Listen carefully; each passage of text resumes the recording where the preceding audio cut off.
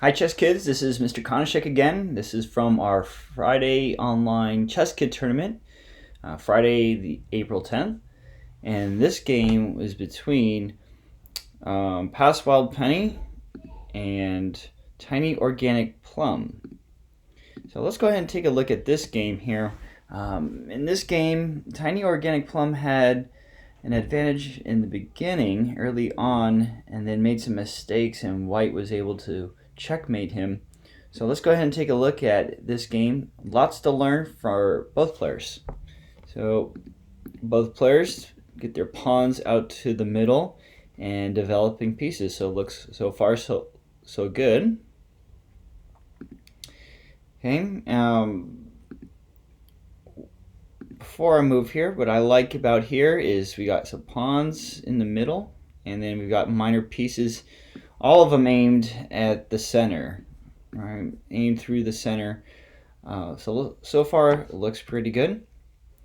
Okay, so White plays Queen F3. So again, really early.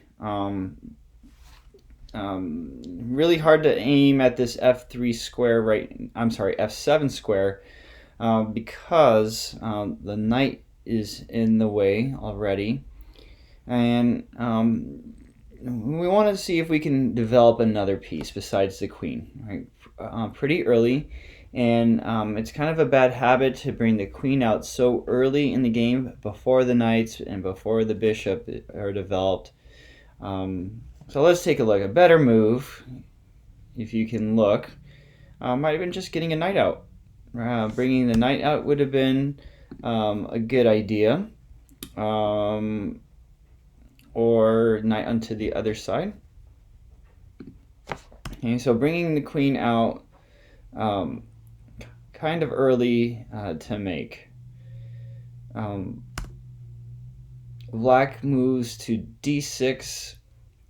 One idea, and usually I don't suggest moving the same piece twice, is this is a very nicely placed knight and puts pressure on this queen. So if White's going to bring their queen out early and try for a quick checkmate, one thing to do would be to try and make White pay for it, and causing White to have to waste moves by moving the queen and getting the queen into safety. While doing so, this knight is in a great spot in the middle of the board and is on White's side of this knight's on the white side of the board. So that was one possibility here. D6 here kind of limits this bishop, and kind of blocks this bishop, and maybe if that was played, we would try and want to maybe get this bishop out first. And then maybe pushing up the pawn. So we got bishop g5, pins the knight to the queen. I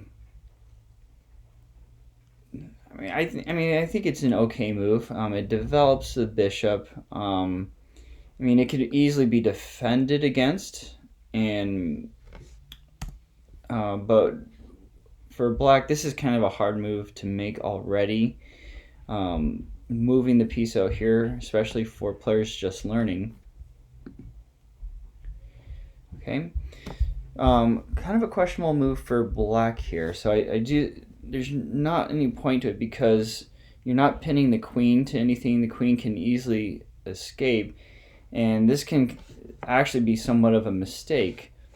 It's hard to see, but the only piece defending this bishop is the knight, and if the knight is moved, this queen can be taken. So if we, by bringing the bishop out, it's almost like an even exchange. This queen can take this bishop, forcing Black to have to gain the queen back. White would go ahead and take the queen off the board, and then Black can center. So kind of even. I think maybe the only advantage is that you are advancing a knight to the side or into the board, but it can easily be defended, and this knight's going to have to retreat.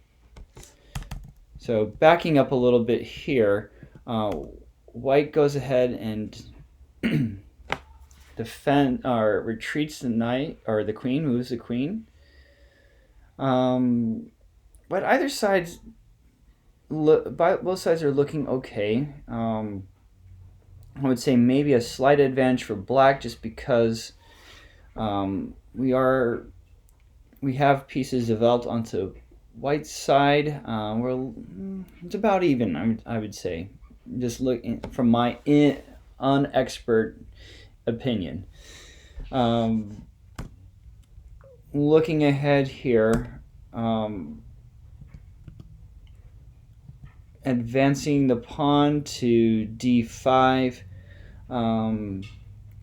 Let's see, if white were to go ahead and take, can black take back? Not really, right? So we would be losing some there by advancing this pawn. There might be a better move that was played other than advancing. This bishop here is kind of in the way, right? Anytime we have pieces on our side, we could back them up, and white would either trade off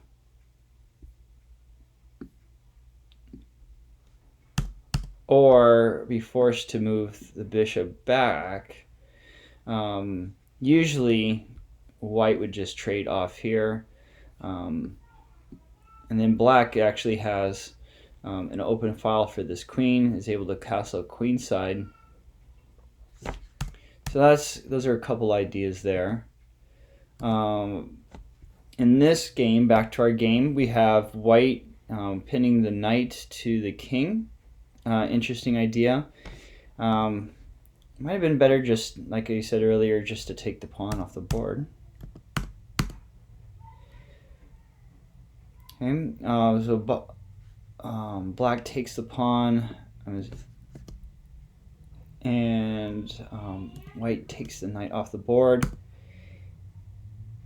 Okay, so what this does, it forces black to double up their pawns. No pawns onto the side. So these are isolated double pawns here.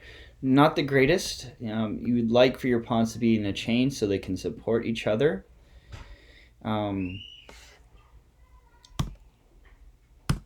Okay, moving ahead here, exchanging pieces here. Black takes again. We have another double pawns. Not horrible.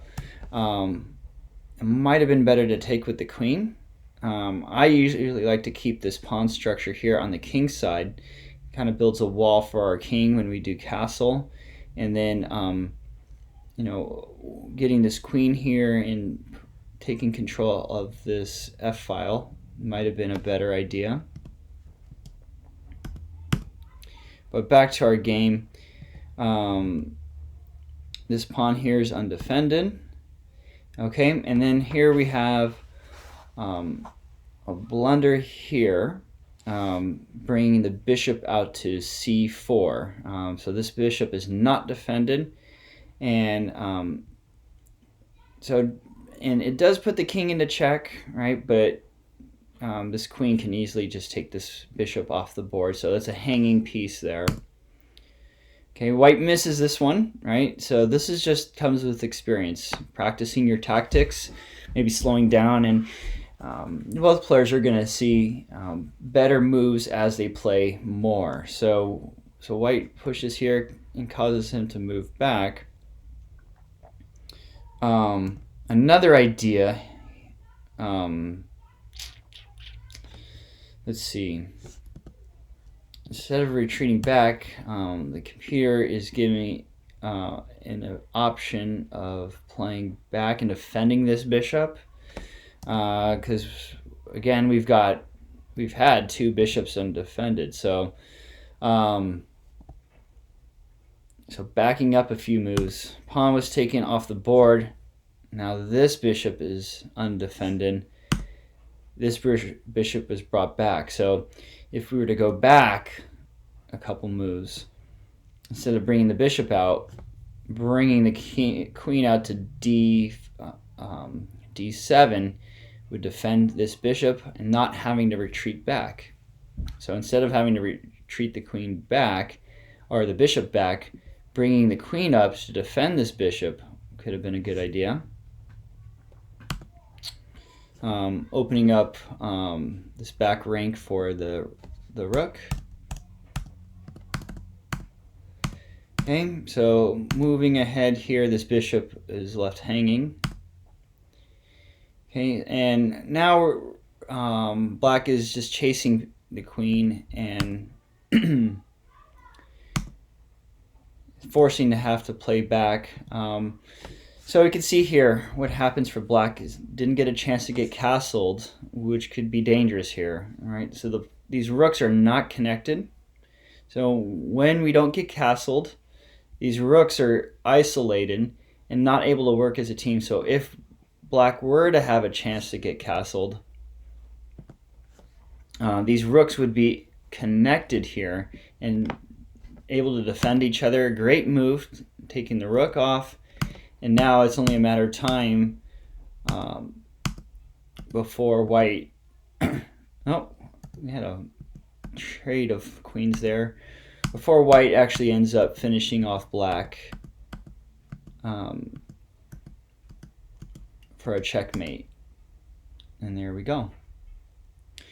So again, I think it starts from the beginning of the game. We wanting to make sure for black that we get castled.